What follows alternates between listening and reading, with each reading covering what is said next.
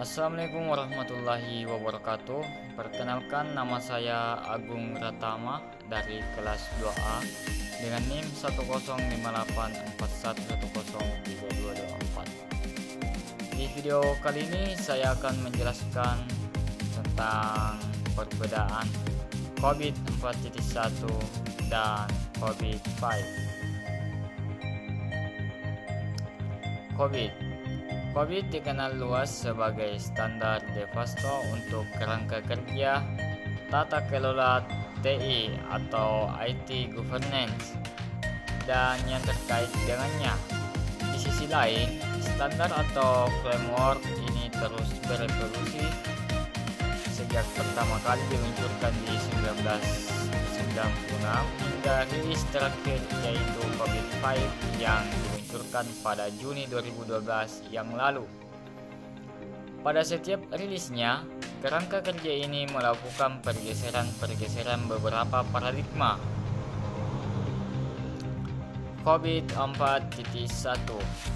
COVID versi 4.1 adalah model standar pengelolaan IT dengan yang telah mendapatkan pengakuan secara luas. Dikembangkan oleh Information Technology Governance Institute atau ITGI dari Information System Audit and Control Association atau ISACA. Menurut IT Governance Institute 2007 menyatakan bahwa pada versi 4.1 ini diuraikan good practices, domain-domain dan proses kerangka kerja atau framework TI yang ada. COVID 5 adalah kerangka bisnis untuk tata kelola dan manajemen perusahaan IT atau IT governance framework, dan juga kumpulan alat yang mendukung para manajer untuk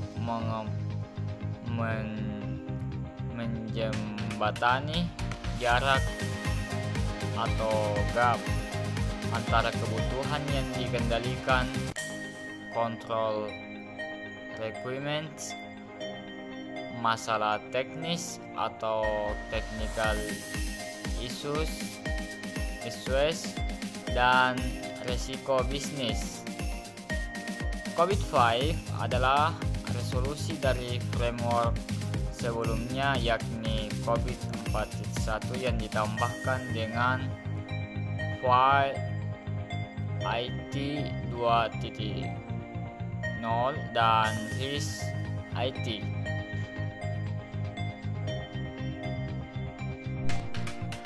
Perbedaan COVID 4.1 dan COVID 5.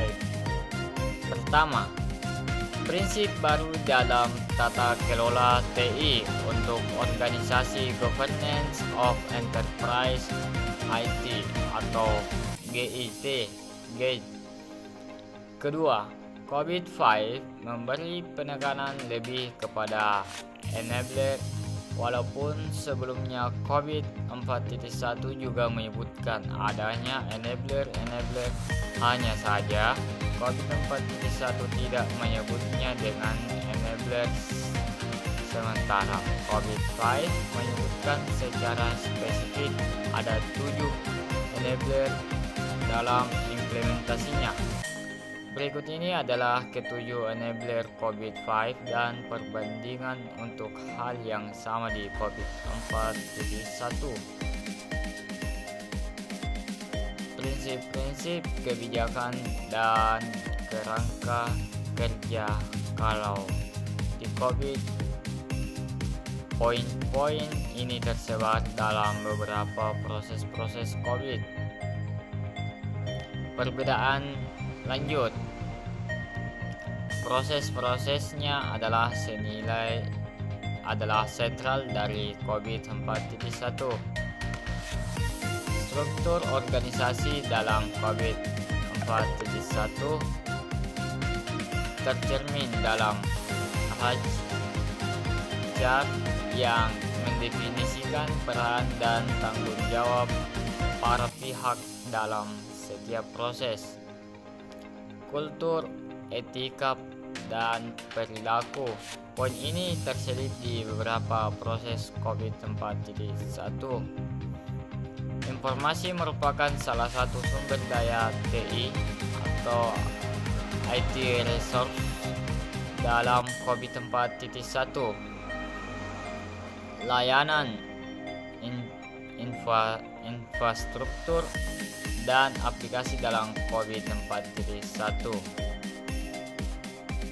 Infrastruktur dan aplikasi atau disatukan dengan layanan merupakan sumber daya TI juga.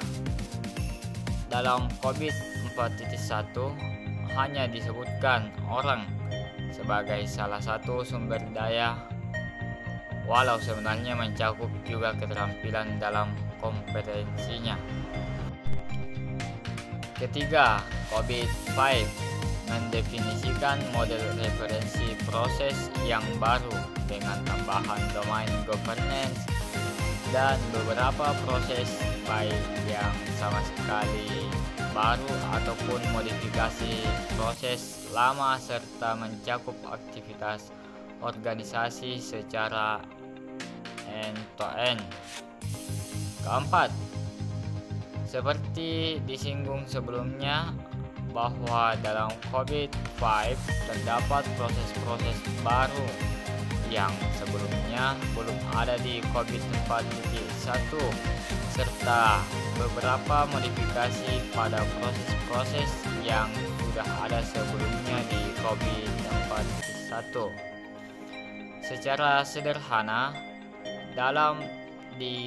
dapat dikatakan bahwa model referensi proses COVID-5 ini sebenarnya mengintegrasikan konten COVID 4.1, risk IT, dan fault IT, sehingga proses-proses pada COVID-5 ini lebih holistik, lengkap, dan mencakup aktivitas bisnis dan IT secara end-to-end. Sekian dari saya. Assalamualaikum warahmatullahi wabarakatuh.